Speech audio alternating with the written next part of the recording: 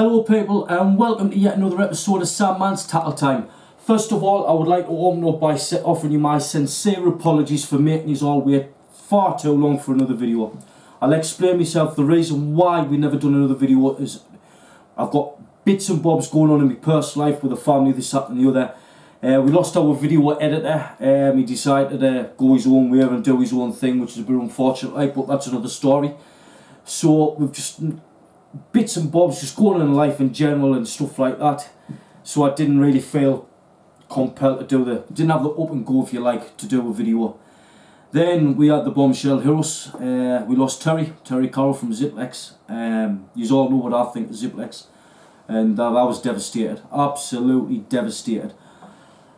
For me, what Terry achieved in his life was nothing short of a miracle. I mean, from what I was told about the man, he was a pure gent, pure pioneer, but absolutely the best road builder in the world as far as I'm concerned. I just forget one thing. I really wish I'd shook the man's hand. That was my main ambition. For me, Terry was like my hero in a way. And I might sound a little bit soppy, but it is for me. For what Terry's done in his life, it's just amazing. Excuse me. So I would love to have shake the man's hand and just wished him all the best. But I never got the chance, unfortunately, and may rest in peace. Just before we get talking on that, I'd like to wish Barbara and Lee down there at Ziplex all the luck in the future. I hope that Ziplex strives and goes from strength to strength. And that's not just for me, that's from the whole team at Sandmans Tackle Time. So if you're watching this, I wish you all the luck in the world. Keep doing what you're doing. You know you're doing it right. You're the best rods in the world as far as I'm concerned. Simple as that. And I can't wait to get on my TRC. Stroll on. Anyway, that's enough of that. So, what we're going to talk about tonight. Mag conversions. Now, before I go into this, please keep in mind, I know there's a nation of lads out there, your casting lads, all that, they know these mags better than I do. I know that. But keep in mind, people that aren't familiar with mag conversions. One, they've never done a mag conversion, maybe never even seen a mag conversion. That's what this is about.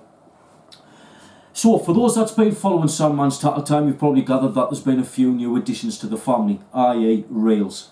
You've already seen that I've got this little guy here. That's the Steyr Saltist LD20HSH. What a work of art that is. Absolute cracking piece of kit. But the new ones to the family is this little guy. This is the Achios Orion 100 LD.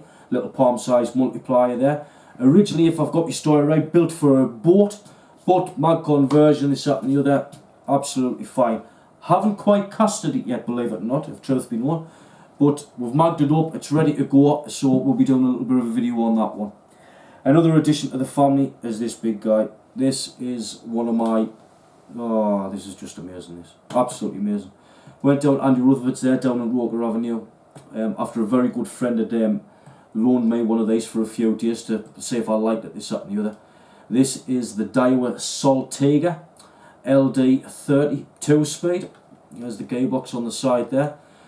The retrieve is 6-1, and as soon as you click that button, boom, you're now down to 3-1. If you want to go back, you simply click that button along, it's there. The build quality of this is, it's like a Rolls Royce, it's like a Bentley, it's beautiful. The cage is CNC'd from, like milled from one piece of aluminium. It's beautiful, it's just a work of art. They couldn't get the colours right. There's a nice big strong handle to pump them big pigs in, if you like. Didn't come magged, I magged that one myself, which I'll talk to you about in a bit, but I think Daiwa got it right when they got this one. So that's that, and it's loaded up with 70-pound Spectra braid straight through. The next one is this little guy. This is a Pen Torque 15. Again, it wasn't magged, I done it myself. This reel is the dog's dangly bits. I know there's a load of people out there got these. I remember the days when I used to have the Pen Fathoms, and I would look at a Pen Torque and think, right, you've got the Pen Torques and you've got the Pen Fathoms. They don't look that much different if you get a proper look at it. The thing is with the Pen Torque is you need to get it in your hand. And once you get that in your hand, you'll understand what I'm saying. That is just quality through and through. Simple as that. It's a little bit heavy, but that's just the quality of the rail. It's a pure Rolls Royce. Absolutely love it to bits. This isn't lever drag, as you've probably gathered. All the rest of them are lever drag because I'm becoming a bit of a fan with lever drag. I do believe it's probably going to be the next big thing over here in the UK, but that's just my opinion. So when I got this, going back to the pen talk, it wasn't mag converted, but I had a go at it myself. So that's the one that we're going to talk about tonight, and then I'll briefly hit on about the other ones. So I'll quickly move them to the side and the rail, and we're going to simply talk about the mag conversion. There it is there. Boom. Simple as that. And they come in a little packet like that if you go to Rutherford's angling for them. Andy has got a wide variety of these. If you've never heard of Andy, it's Andy Rutherford down there at Roker Avenue in Sunderland. One-stop shop. He's probably one of the best in the northeast. He's absolutely fantastic. He's a Century main dealer. He deals in Coniflex. I know Coniflex has gone under a bit now, but he still does them bits and bobs. He's selling bits like pen talks. He sells some really top-end gear, whipping threads, you name it, he'll do it. He's a tiny shop, but he's got all the gear. Anyway, these little mag conversion kits retail anywhere between £17 to £20. Probably the best ones I've ever seen. That one there is a little bit of a fat one. I'm not a huge fan of them, but these ones here are from Andy's. They're with the Union Jacks. I'll just quickly move them around. As you can see, they've all got Union Jack mag conversions on them. And he does do other ones. I think he does one with the George Cross on and other bits and bobs. Whatever your choice. If you go onto his website, I'm sure he'll be able to help you out on there. Retail, like I say, between £17 to £20. Mag and the reel isn't as complicated as what some people think.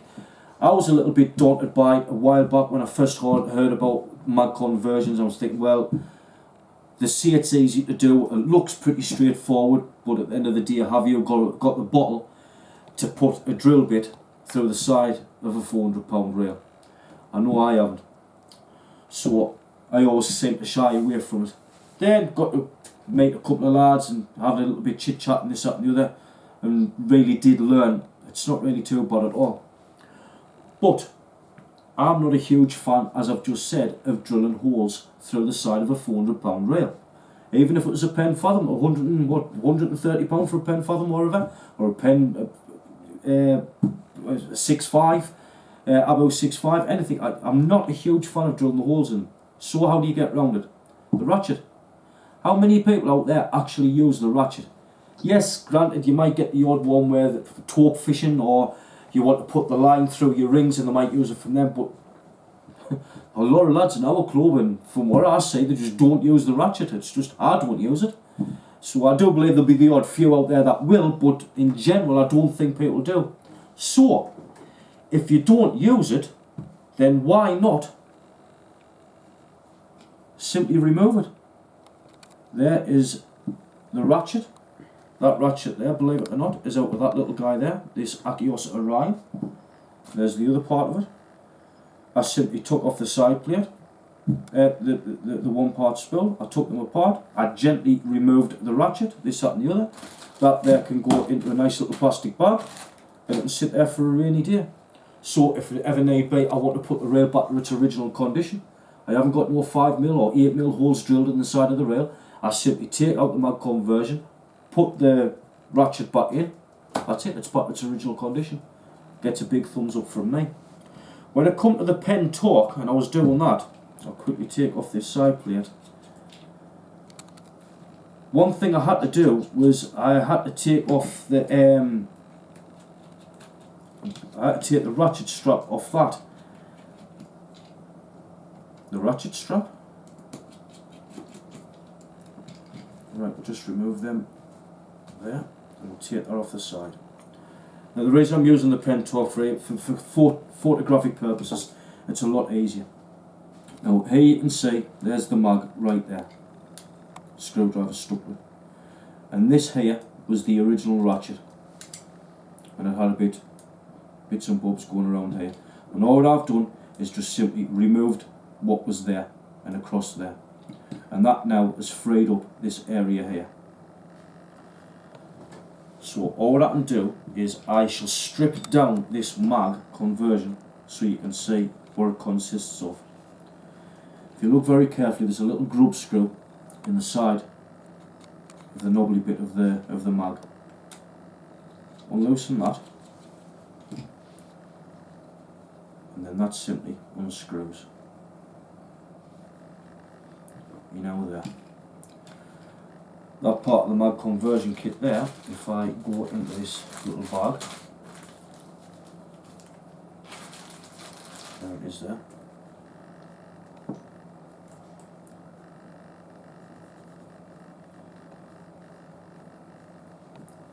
So, that little piece there, as you can see just on the outside there, is that. And all I've done was I cut it in half. So I got the hacksaw and I literally cut that straight in half, and I then dressed it up with a file, or just file it nice and flat, and that done the trick. Once you've done that, I'm just now unscrewing it.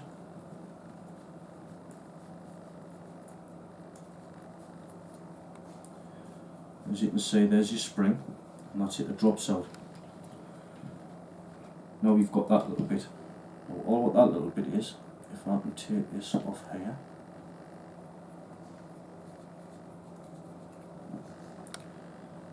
There we go. Is that. So, all you're doing is, them two there, screw together. Like so. And then your mag, if you can imagine, that would go in through there, obviously with your spring on. And what your spring does is just keeps the whole thing under tension. That's all it does. So that's where you're at, to there. So this here, as you can see, is part of your ratchet thing. Now, I did have to drill through that part of the ratchet on this reel. There was no getting around it, this, that and the other. I didn't want to drill through the metal part. I just went through this. It's like a little plastic sheath just under there, which is part of the ratchet.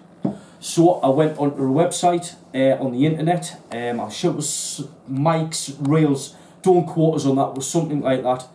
And I got a breakdown of the Pentorque 15. And I discovered that little plastic part in America. Cost us 50 pence. Cost us £2.77 to get it here, but the part itself was 50 pence. So what I can do at a later date, if need be, I can simply take that out, replace that piece of plastic, the 50 pence piece of plastic, put it back together, the rail's now it's in original state. You would never want to really do that, but if I did, I have got that option. Anyway, so we placed the little brass hexagon bit there it is there, we placed that into there. And then at the other side, so if you can imagine that had come through there like that, and then I simply got that little chrome collar and I screwed that down, so I ended up like that. And if you can imagine, the reel itself would be in the middle of that, so when you tighten them together, you're sandwiching it between the rail, so that's where it gets its grip. Anyway, so I got to that stage. We're now there. You then pop on your spring onto your mag like that, starting from the inside, and work it in. You just keep on turning and turning and turning. Now it's under tension, obviously, through the spring, and you get to there. Now, just before I go any further, there's your two different versions that I've got here of your knobs. I know that doesn't sound right, but that's what they are. As you can see, you've got one that is a lot fatter than the other. Now what you'll tend to find is that casters will favour the fatter one, because what the lads is doing, as if they're doing off the ground or they're doing the pendulum, whatever they're doing, and they hit the rail, as soon as that sinker's in midair, you'll notice the caster goes straight to his wheel and he's mucking around with the mag. He'll be taking the mag off or applying it, whatever needs to be done. With us fishing lads, we don't really do that. All what we do is that we set the mag, you get it in such a place where, you say, right, that's where it needs to be. When I cast out, the line isn't lifting, or the other way, I cast out and it's holding us back, it's not going out as far. You have it set to where you want it to be. And what a fishing lad will tend to do is just leave it there in place, so he's not fidgeting with it all the time. What that means is that you don't really need to have one as fat as that. You can have it a little bit more discreet, out the way, so to speak. Some people might prefer to have like the big fat one, and our last does. That's another story. But me personally, go for the thinnest one. Anyway, so going back to here, as I've said, like we've now sandwiched in between. We've got the spring on, and we're now ready to apply our little knobbly bit. And just screw that up to there, and then tighten up the grub screw. Now you don't want to hold that all the way in, because you don't know if you're there yet. So we'll now put the side plate back onto the rail.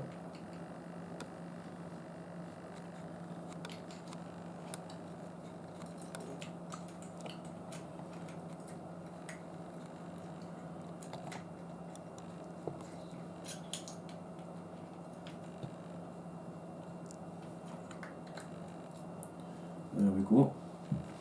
And we'll now plonk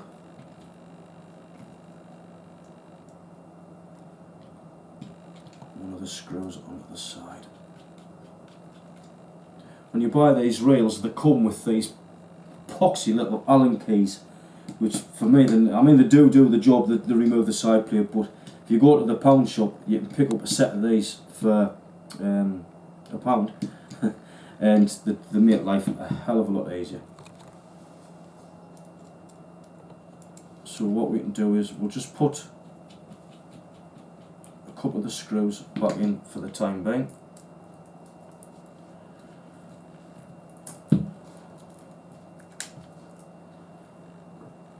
And you would now, what you're doing is you can move the spool, and then as soon as you feel the mag hit the side of it, like there, you know that you're too close. So what you do is you can get the grub screw off, move that in a little bit more, tighten it up again, and then back it off a bit, and that there, I know from experience, that's exactly where I wanted to be. And then you can go out, try it on the field. If it happened to be a little bit too fast and you cast it out and the lines start to lift a bit, just turn the mag towards you, which you're moving the mag closer to the spool, obviously generate more of a magnetic field, and that will slow down the reel as is. So that's a pen 15. Going on to the pen, onto the Daiwa Saltiga, I'll quickly move the side plate. It was a little bit more different magging the Saltiga. Exactly the same mag kit was used. I'll just remove that there. I don't know if you've ever seen one of these Saltigas, but this is just quality. This, like, I mean, to think that that's CNC'd, milled from a single block of aluminium, and they've come up with that. It's weightless. It's beautiful. It's a work of art. So as you can imagine, we took extra care when we were magging this one. I know what we had to do with this one. Again, we used exactly the same mag kit from Andy Rutherford's, which, like I've just said, cost us, I'll just say 20 quid. And what I'll do here is I'll just quickly remove the knob and unscrew the bar.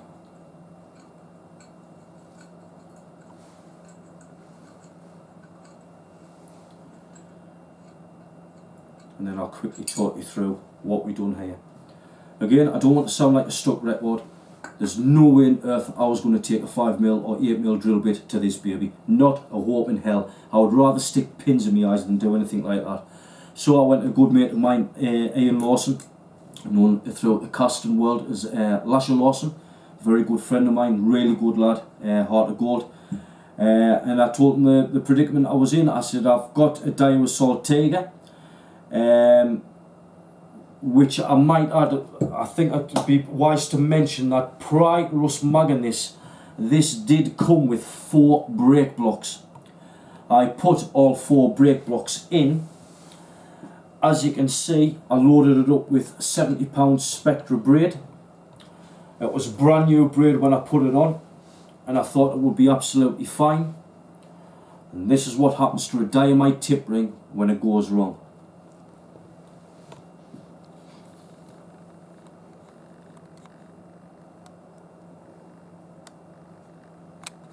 That there was absolutely dismantled. That dynamite tip ring was on the end of a Ziplex M427 SU. The cast I was doing at the time was the high inertia with a 7-ounce sinker on the end, and I belted it. And I was praying to God that it wasn't the tip.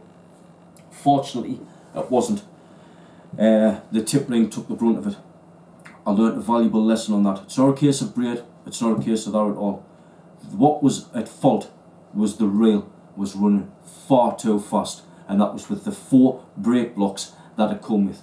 So this rail, when Daiwa manufactured this rail, they must have kept casting in mind, because it comes complete with a centrifugal braking system already installed into it.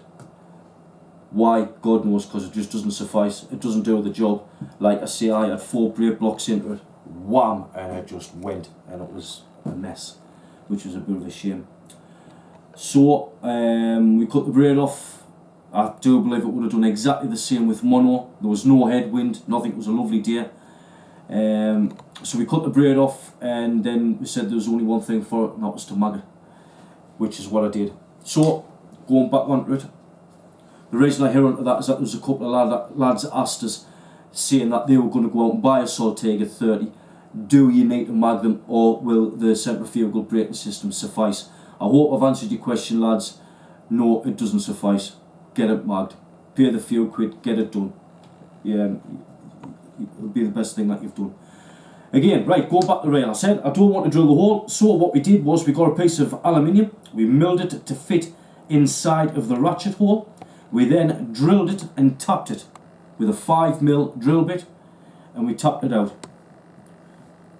Once that was done, we then put a blob of Loctite behind there and simply kept it together like that. The reason why I use Loctite, and I try not to bother with Araldite, is because if I ever wanted to put this rail back to its original features, Loctite breaks down with hot water. So you boil a kettle, pour it over there, the hot water would break down the Loctite, that would come out, quickly tied it up with a big cotton wool board, and I put the rail back to its original condition with the original centrifugal braking system, if I needed to do that. Anyway, so we done that. We only put it in with Loctite, milled it, this, that and the other, and again, very simply, all what we did was what you've just seen us do with the Pen Torque 15. You simply get your mag conversion, your bar, you put that on the inside, as you can see us doing now, and you work that through to the other side.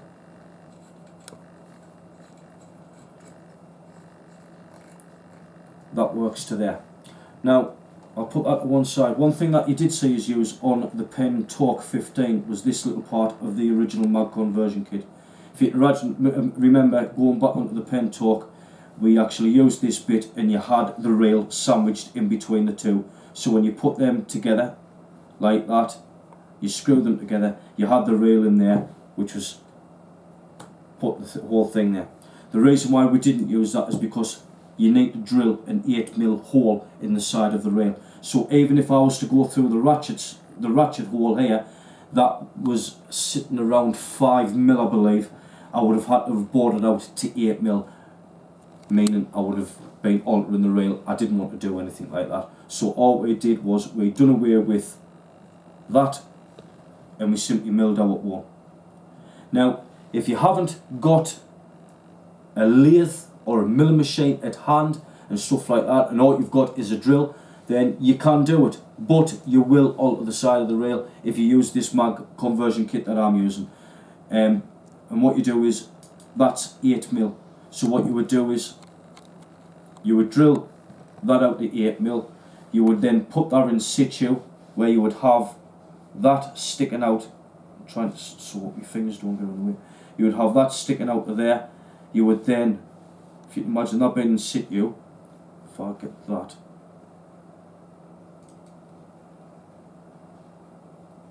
So there, that's better. So that would be sitting like that, and to keep it in place you would then simply put that collar onto there, and that would keep it in place, in situ if you like. All we did is we done away with that, and we fabricated our own little sleeve, if you like, to go into there. Anyway, as you've seen us do many a time with that pin torque, you've now put your metal bar in, and all you're doing now is you simply put on the knob onto the end of it, get it pretty close, tighten up your grub screw, you're then there, and then you just go from that stage to putting the rail on to there, and that's basically it. That's it, it's done. Probably need a little bit fidgeting about when you're down there. Just give it a couple of taps, make sure you set the mag right, and make sure it's not restricting you in any way. Or the other side of the coin, make sure that it's not running too fast, where it's just going to lift and blow all the time. Now, briefly, I'm not going to go around and show you how to apply the mag again, because exactly the same thing. It's the same mag as what we've used on the other ones. It's just in case you ever fancy to have a go at magging up the Achios Orion LD 100 LD, as I've got here. This one was a little gem to mag. It wasn't hard at all. Again, you simply just separate the two, and all what we did with this one is that we fabricated another little sleeve. I'll quickly just take the knob off, just so I can show you. There it is there. I know it's black, so if you can just pick that up with the camera, we fabricated another little sleeve like that. Again, there's no damage done to the rail whatsoever. It's held in place with Loctite. We then drilled it 5mm, tapped it, put the bolt through, exactly the same way as what you've just seen us do. And you just put your knob onto there. I know I'm sounding like a bit like a stuck record. And that's that. And then you just simply put that back into there, put your screws back together, and that's it, done. Now the Diosaltus that I've got, as you can see, has gone through the main side plate, and not the ratchet. There's the ratchet there, still in situ. Now for me, I'm not a big fan of this, but prior to me getting this rail, if you think back into Sandmans Tattletown when I was down there on the River Way actually doing a video on this, I actually explained that the rail had gone away to America and it had been magged up there, because at the time, if I've got my story right, I don't think there was anybody in the UK actually doing this at the time, if I've got my story right. So I'm not sure about the mag onto that. I'm not really going to go into it, but if you're interested in magging any of these rails there, I hope I've showed you how to do it. It isn't complicated at all. Just take your time, measure twice, cut once, so to speak. It's your pride and joy at the end of the day, so please take care and try and get it done. Anyway, that's the end of another Sandmans Tattle Time. The next one that we're going to do is going to be on this guy. I am going to get this Diosol Tiger 30, and I am going to slap it on the bottom of a Ziplex TRC. I'll take it down to Bessie's Hall and I'll talk you through the two of them. The thing that I'm waiting for, obviously, is that the TRC hasn't been made yet. I'm still waiting on it being delivered, but as soon as it comes, we'll get some rings slapped onto it and we'll go from there. I'm really looking forward to this one. I'm hoping it's going to be a bit of a special one for you. I know it's going to be special for me. I'm going to try my best with the build quality on that one. I'm going to build it myself and maybe make it look nice and pretty. Anyway, boys and girls, that's the end of another Sandmans Tattle Time. Many thanks for watching. You take care out there, be safe, and I'll see you all on the next episode. Bye bye.